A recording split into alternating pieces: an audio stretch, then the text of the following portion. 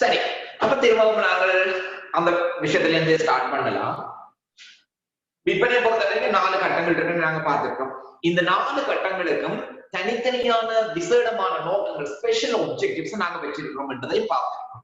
அந்த special objectives என்னன்னு சொன்னா, முதலாவது கஸ்டமர் செலக்ஷன் அண்ட் இவாலுவேஷன், வாடிக்கையாளர் தேர்வு மற்றும் மதிப்பீட்டை பொறுத்தவரைக்கும் நாங்கள் கடன் விற்பனைக்காக தேர்வு செய்கிற வாடிக்கையாளர் கடன் தீர் ஆற்றல் உள்ளவராக இருக்க வேண்டும் என்றுதான் எங்களுடைய நோக்கம். So it's our objective. The customer selected for credit transaction should be credit worthy. கடன் தீர் ஆற்றல் உள்ளவராக இருக்க வேண்டும்.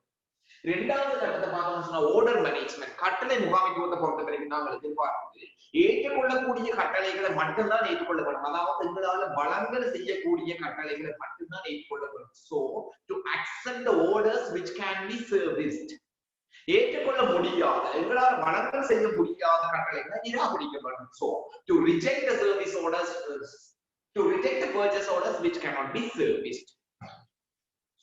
மூன்றாவது கட்டத்தை பார்த்தோமா என்றால் டெலிவரி அண்ட் இன்வாய்ஸ், விநியோகம் பட்டியலிடல். விநியோக பட்டியலிடலை பொறுத்த வரைக்கும் நாங்கள் ஏற்றுக்கொண்ட கட்டளைகளுக்குரிய சரியான பொருளை சரியான அளவுல, சரியான இடத்துல, சரியான காலப்பகுதியில, சரியான தரத்துல ஒப்படைக்க வேண்டும். So to deliver the correct goods at the correct quantity, at the correct place, at the correct time, at the correct quality. அதே போல நாங்கள் வழங்கிய பொருட்களுக்கு இன்வாய்ஸ், கொடுப்பதாக கோர வேண்டும் என்றது இதுக்கு நோக்கம். நான்காவது கட்டத்தை பார்த்தோமா இருந்தாலும் கலெக்ஷன், எங்களுக்கு வர வேண்டிய பணத்தை சரியான தொகையை உரிய காலத்துல பெற்றுக்கொள்ள வேண்டும். So to collect the correct dues at the correct time. ஆனால் இங்க இடர் வரலாம் என்றதை நாங்க பார்ப்போம். இடர் எப்படி வருகிறது என்று சொன்னால், நாங்கள் கடன் தீர் ஆற்றல் உள்ள வாடிக்கையாளர்கள் தான் தெரிவு செய்ய வேண்டும் என்று எதிர்பார்க்கிறோம். So we are expecting to select the credit worthy customer. கடன் தீர் ஆற்றல் இல்லாத ஒருவரை தெரிவு செய்துட்டோம் என்று சொன்னால் அதுதான் இடர். So the risk is selecting a non credit worthy customer.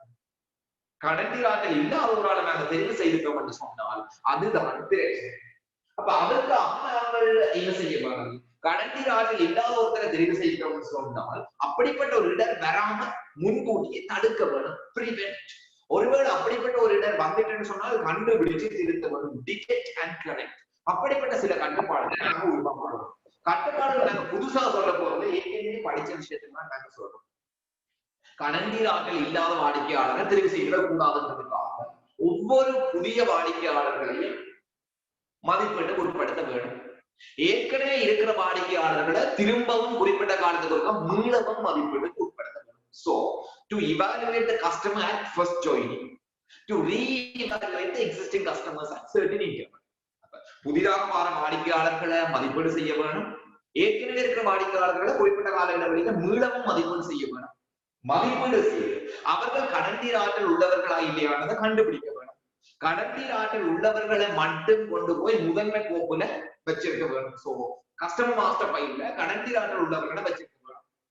அந்த கடன் தீர் ஆற்றல் உள்ளவர்களுக்கு நாங்கள் ஒரு கடன் இல்லை, கிரெடிட் லிமிட்டோட உருவாக்க வேணும். அந்த ஃபைல்ல இருக்கிற கஸ்டமர்ஸோட மட்டும்தான் நாங்கள் கடன் நடவடிக்கைகளை மேற்கொள்ள வேணும். இப்படிப்பட்ட சில கட்டுப்பாடுகளை உருவாக்கணும் என்று சொன்னால் இந்த முதலாவது கட்டத்துல வரக்கூடிய இடரை எங்களால் குறைக்க முடியும். இப்ப அந்த விஷயத்த நீங்க ஸ்கிரீன்ல பார்க்கலாம்.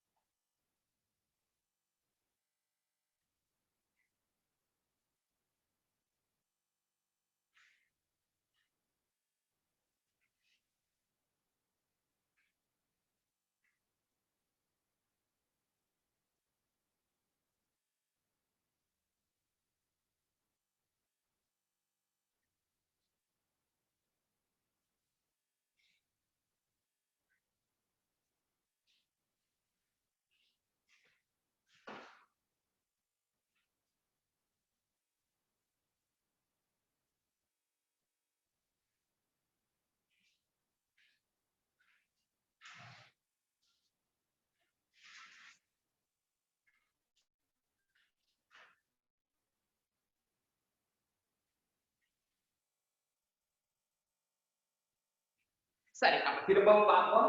இங்க எங்களுடைய நோக்கம் என்ன? கடனில் ஆற்றல் உள்ள வாடிக்கையாளர்களை தான் நாங்க தெரிவு செய்ய வேணும். So we have to select the creditworthy customer. இடர் என்ன?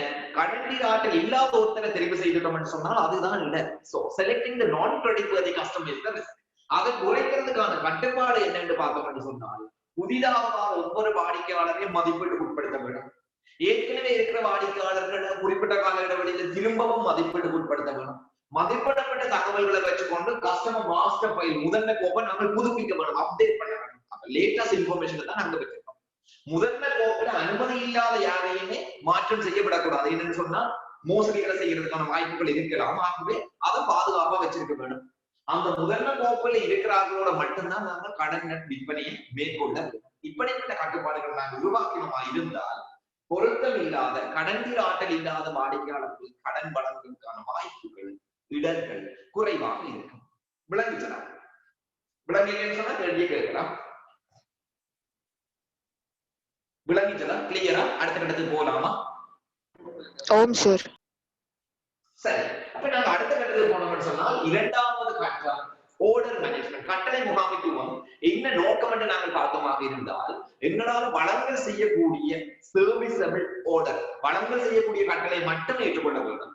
வழங்கல் செய்ய முடியாத கட்டளை நிராகரிக்க வேண்டும் என்றுதான் எங்களுடைய நோக்கம். ஆனால் இங்க வரக்கூடிய இடர் வழங்கல் செய்ய முடியாத கட்டளை ஏற்றுக்கொள்றோம், நான் சர்வீசபிள் ஓர்டரை அக்செப்ட் பண்ணிடுவோம் தவறுதலாம். அதுக்கு பிறகுதான் எங்களுக்கு தெரியும், ஐயோ இந்த கட்டளை எங்களால் வழங்க முடியாது. ஆனா வாடிக்கையாளருக்கு நாங்க ஓமென்னு சொல்லிட்டோமே.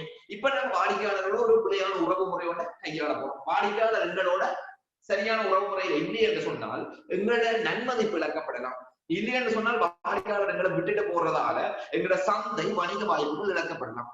இது எவ்வாறு பிரச்சனை? ஏற்றுக்கொள்ள முடியாத கட்டளைகளை நாங்க ஏற்றுக்கொண்டுட்டோம் சொன்னால் பிரச்சனை. அதே போல ஏற்றுக்கொள்ளக்கூடிய கட்டளைகளை நாங்க நிராகரிச்சிட்டோம் என்று சொன்னால் அதுவும் பிரச்சனை. என்று சொன்னால் எங்களுக்கு வணிகம் செய்யக்கூடிய ஒரு விற்பனை வாய்ப்பு அங்கு இழக்கப்படுது. ஆகவே எங்களோட வருமான வாய்ப்பு இழக்கப்படும். வருமான வாய்ப்பு இழக்கப்படுறதால எங்களோட லாபத்தை பாதிக்கப்படலாம். அதனால இந்த இடத்துல நாங்க குறைக்கிறதுக்காக என்ன செய்யணும்? ஒவ்வொரு வாடிக்கையாளர் கட்டளை கஸ்டமர் பர்ச்சேஸ் ஆர்டர் வரும்போது அதை நாங்க தெளிவாக ஆய்வு செய்ய வேணும். அந்த வாடிக்கையாளர் பையில இருக்கிறாரா? அந்த வாடிக்கையாளர் கேட்ட பொருள் எங்களால வழங்கக்கூடிய வணிக பொருளா? வாடிக்கையாளர் கேட்ட அளவு எங்கள்கிட்ட இருப்பில இருக்குதா? வாடிக்கையாளர் கேட்ட இடத்துக்கு வாடிக்கையாளர் கேட்ட கால பகுதியில பொருளை வழங்கக்கூடியதாக இருக்குமா? இப்படிப்பட்ட விஷயங்களை நாங்க மதிப்பீடு செய்ய வேணும். மதிப்பீடு செய்து நாங்க முடிவெடுக்க வேணும். முடிவெடுக்கிற போது அந்த மதிப்பீடு செய்தவருக்கு மேலதிகமாக இன்னொருவர் அதை திரும்பவும் மதிப்பீடு செய்வார். யாருன்னு சொல்றாரு? விற்பனை பிரிவு ஊழியர்கள் இந்த மதிப்பீடு செய்வார்கள். மதிப்பீடு செய்து ஏற்றுக்கொள்ளப்பட்டால் விற்பனை கட்டளையை தயாரிச்சு அந்த விற்பனை கட்டளையை முகாமையாளர் ஒப்பமிட வேணும். அப்ப இங்க ஒன்றுக்கு மேற்பட்டவர்கள் சம்பந்தப்படுறதால ஒருத்தர் விடவிட்டிருந்தா மற்றவர்கள் திரும்பி பார்ப்பதற்கான வாய்ப்பு இருக்கு.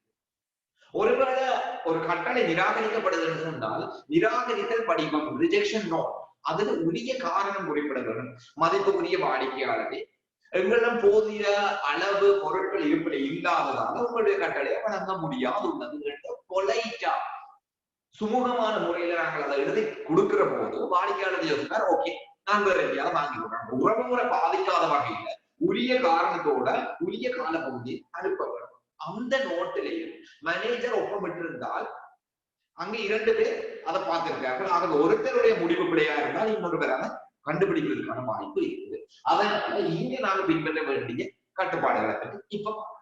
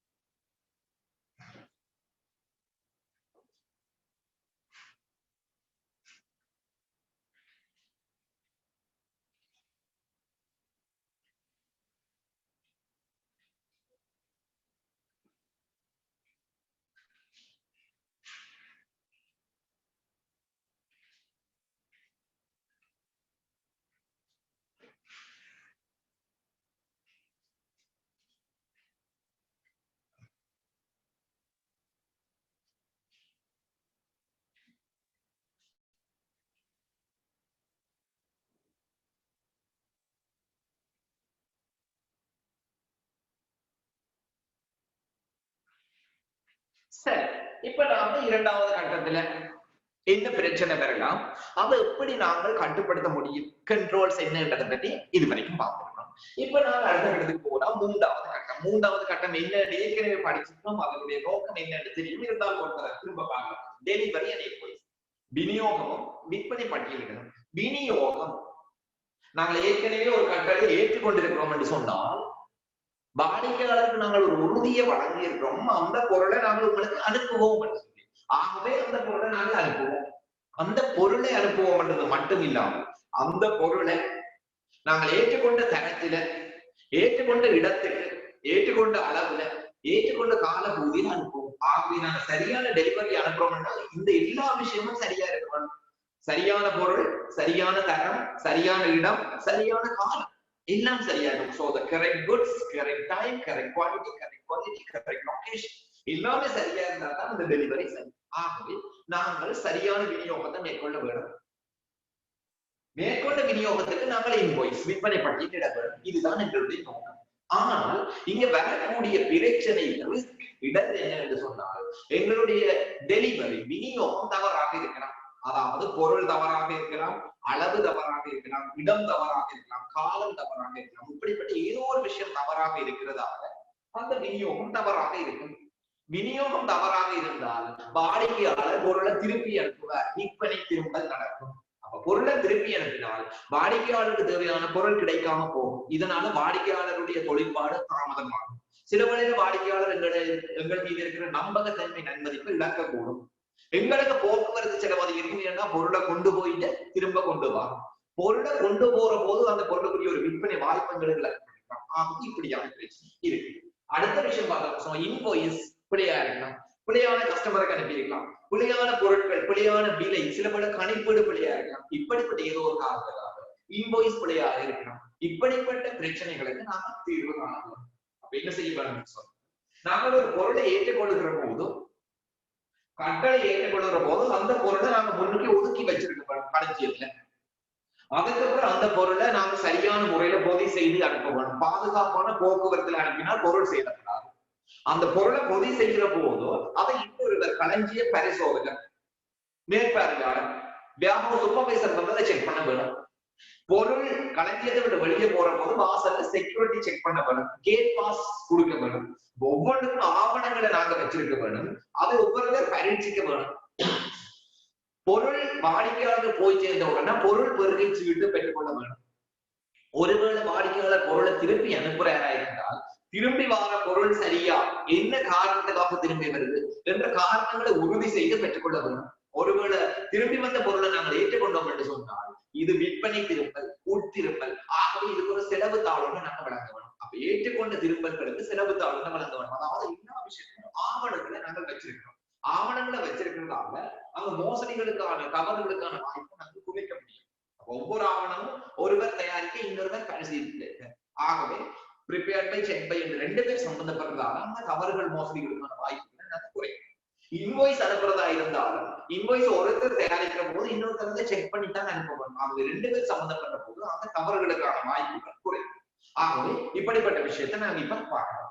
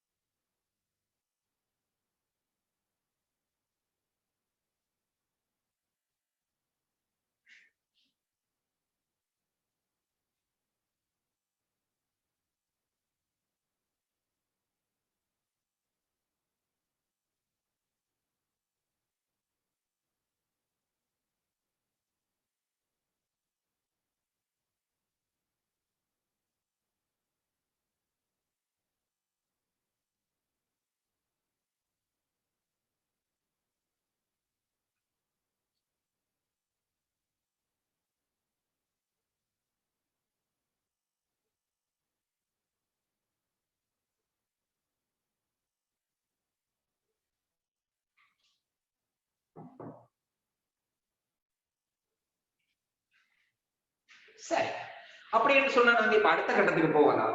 4வது கட்டம் கலெக்ஷன்.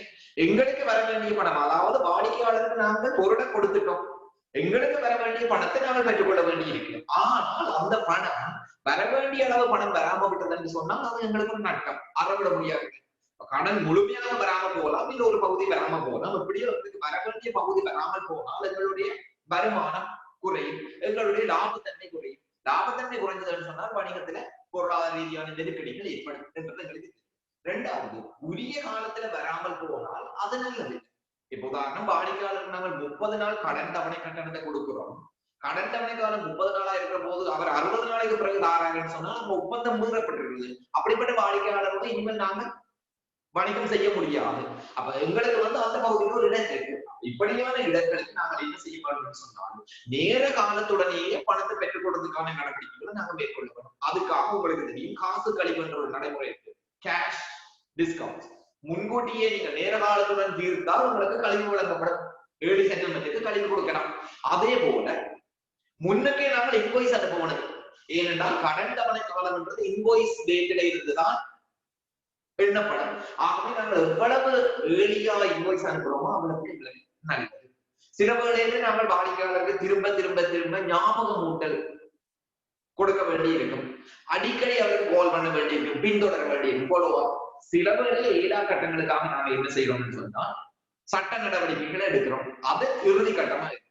இதுக்கு மேலதிகமாக எங்களுடைய நிதி கூட்டுகள்ல நாங்கள் முன்கூட்டி ஏற்பாடுகளையும் செய்து வைக்கிறோம். அறவிட முடியாத கடனுக்காக ஐயக்கணி ஏற்பாடுகளையும் செய்து வைக்கிறோம். இப்படிப்பட்ட சில நடவடிக்கைகளையும் மேற்கொள்றோம் இந்த 4வது கட்டத்துல வரக்கூடிய இடங்களுக்காக.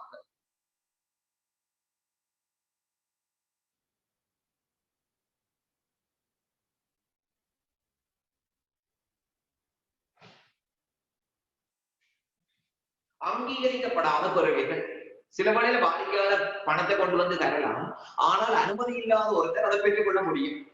ஆகவே ஒவ்வொரு தடவையும் பணத்தை பெற்றுக் கொள்ளும் போது உரிய தகவல்களை உறுதி செய்ய வேண்டியது அவசியம். கொடுக்கல் வாங்கல்கள் சில வேளையில பதிவு செய்யப்படாமல் போகலாம், இதனால மோசடி ஏற்படலாம்.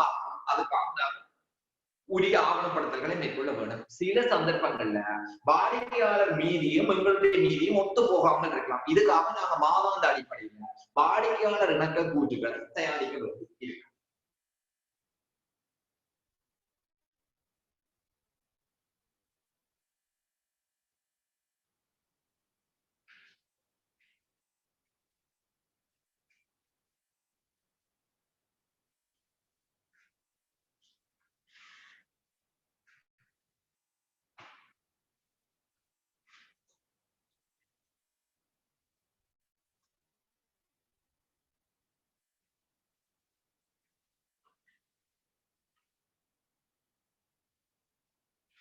சரி, ஆகவே இதுவரைக்கும் நாங்கள் விற்பனை நடைமுறைகள் தொடர்பாக அங்கு இருக்கக்கூடிய உப வழிமுறைகள், ஆவணங்கள், என்னென்ன வகையான இடர்கள், அதுக்கு என்ன விதமான கட்டுப்பாடுகள் என்று தொடர்பாக படிச்சு முடிச்சிருக்கோம். ஆகவே இதுதான் எங்களுடைய விற்பனை சுற்றோட்டம் தொடர்பான அத்தியாயம். இந்த அத்தியாயம் இனிதே முடிவுக்கு வருகிறது. அப்ப இந்த அத்தியாயத்தை முடிவு செய்யறதுக்கு முன்னம் உங்களோட ரிவிஷன் கிட்ல இருக்க சில வினாக்களை நாங்கள் பயிற்சி செய்துட்டு போகலாம்.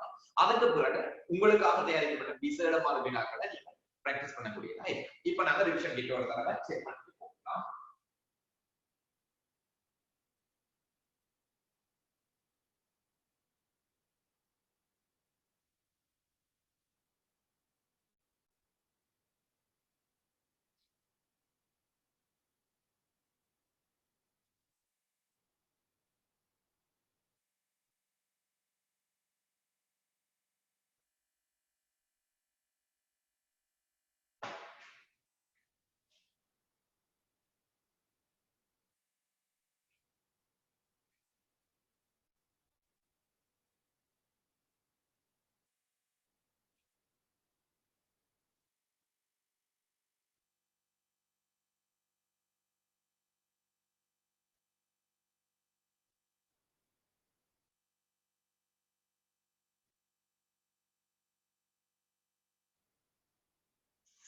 சரி, வினா இலக்கம் 3.1 இதுக்குரிய விடிய சொல்லுங்க பாக்கலாம்.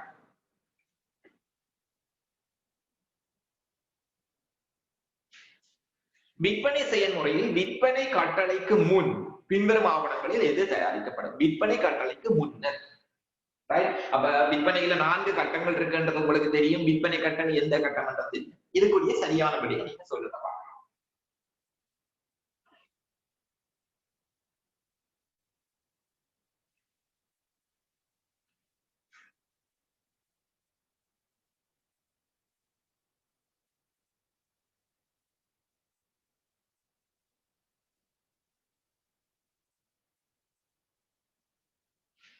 In the sales process, which of the following documents will normally be produced before the sales order?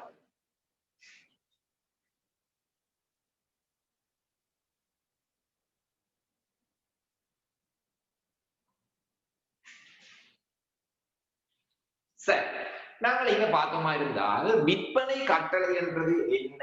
வாடிக்கையாளர் கொள்வனவு கட்டளை வந்த பிறகு அதை நாங்கள் ஏற்றுக்கொள்ளுறதாக சொல்லுற ஆவணம் தான் விற்பனை கட்டளை.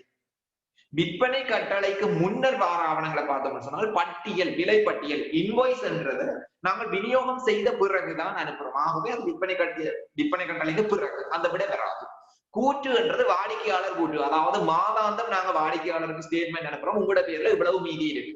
இது விற்பனை கட்டளை நடந்த பிறகுதான் பொதுவாக, அதாவது விற்பனையே நடக்காத வாடிக்கையாளரை கூற்று அவசியம் இல்லை. விநியோக கூற்று, டெலிவரி நோட், விற்பனை கட்டளை ஏற்றுக்கொண்ட பிறகுதான் டெலிவரியை கொடுக்க வேணும். ஆகவே சியும் வராது. விலை கோரல், கோட்டேஷன். கோட்டேஷன் என்றது என்ன? வாடிக்கையாளர் பொருளை வாங்குறதுக்கு முன்னம் 2-3 இடத்துல கோட்டேஷன் விலையை கேட்பார். அந்த விலையை வச்சு கொண்டுதான் விற்பனை கட்டளை அனுப்புவார். ஆகவே இந்த இடத்துல சரியான விடையாக நாங்கள் டி, விலை கூறல் என்றதை சொல்ல முடியும். கோட்டேஷன். ரைட். இரண்டாவது வினாவை பார்க்கலாம்.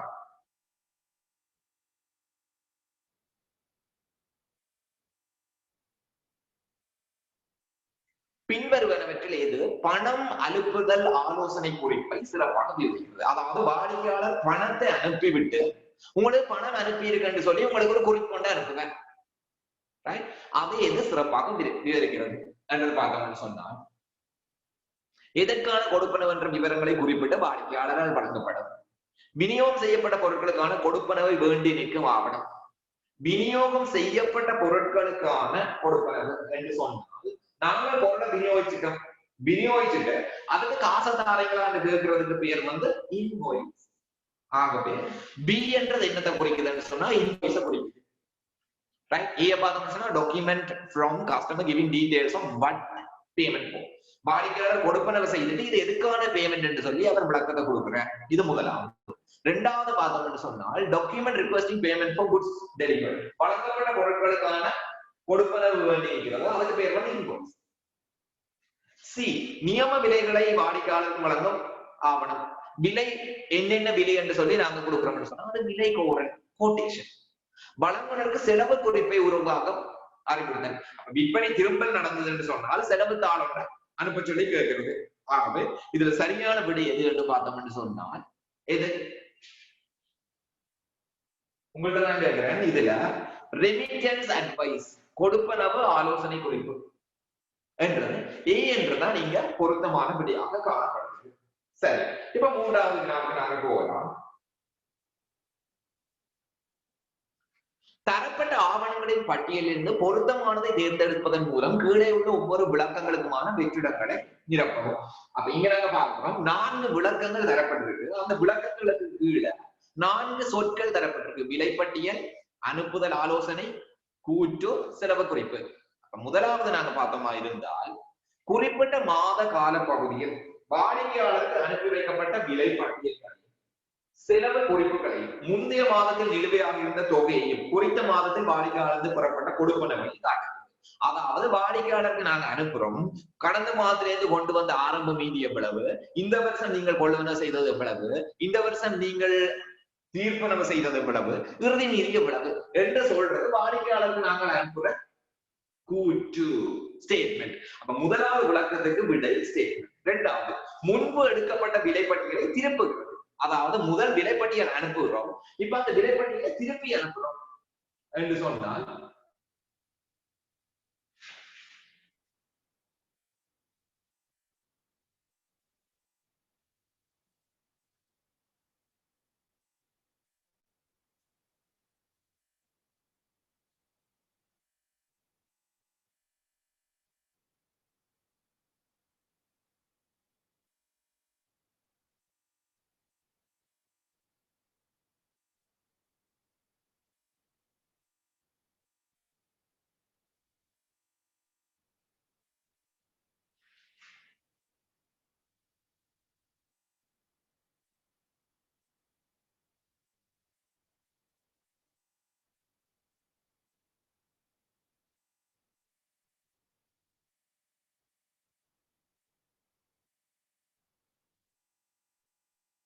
Reverse and invoice. ஒரு விலைப்பட்டியல் நாங்கள் திருப்பி அனுப்புறோம்னு சொன்னா அது இதுல எதுவா இருக்கும்னு சொன்னால் செலவு தான். விலைப்பட்டியல்ன்றது விற்பனை, விற்பனை திரும்பல்ன்றது செலவு தான்.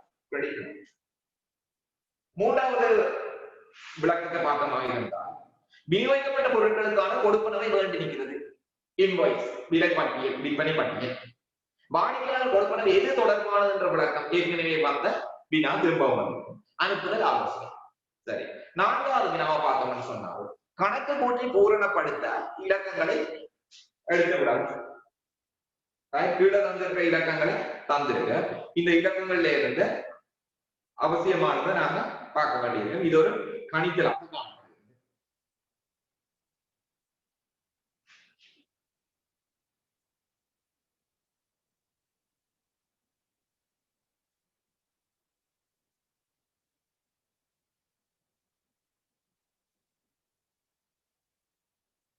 சரி, அந்த கேள்வியை நாங்க பாஸ் பண்ணி கொண்டு போவோம். கணிதல் கேள்வி என்பதாக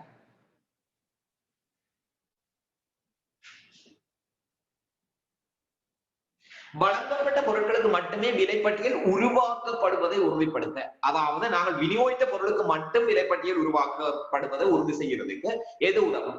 விலைப்பட்டியலை உயர்த்துவதற்கு முன்பு, அதாவது விலைப்பட்டியலை உயர்த்துவதற்கு உருவாக்குவதற்கு முன்பு தொடர்புடைய விநியோக குறிப்பு கையொப்பம் விடப்பட்டுள்ளதா?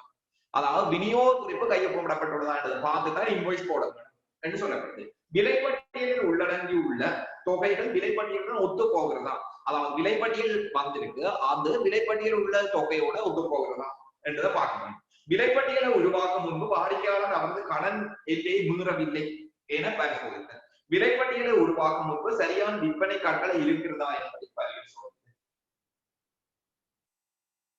Which of the following helps ensure invoices are only raised for goods provided? வழங்கப்பட்ட பொருளுக்கு மட்டும்தான் இன்வாய்ஸ் கொடுக்கப்படுதான்றதை உறுதி செய்யறது இது. Checking the related delivery note has been signed before raising an invoice. விற்பனை பட்டியலை நாங்க ரைஸ் பண்றதுக்கு முன்னம் வாடிக்கையாளர் GRN அதாவது அனுப்பின பொருளை ஏற்றுக்கொண்டதா சொல்லியிருக்காரா? ஏற்றுக்கொண்டா மட்டும்தான் நாங்க விலைப்பட்டியலை வழங்க வேணும். இல்லைன்னு சொன்னா விற்பனை பட்டியல் பொருத்தம் இல்லை. ஆகவே இந்த முதலாவது விடயம் பொருத்தமானதாக இருக்கு. அப்படியே உங்களோட ரிவிஷன் கிட்டல இன்னும் சில கொஸ்டின்ஸ் இருக்கு. அந்த கொஸ்டின்ஸை நீங்க பார்த்து கொள்ளுங்க. ஏதாவது டவுட்னு சொன்னா தொடர்பு கொள்ள முடியும். இது சம்பந்தமா இன்னும் சில கொஸ்டின்ஸ் நான் ப்ரிப்பேர் பண்ணி வச்சிருக்கேன். அந்த கொஸ்டின்ஸும் உங்களோட பகிர்ந்து கொள்ளுங்க. ஆகவே இன்றைக்கு சேல் சம்பந்தமான பகுதியை இதோட நாங்க முடிவுக்கு கொண்டு வரோம்.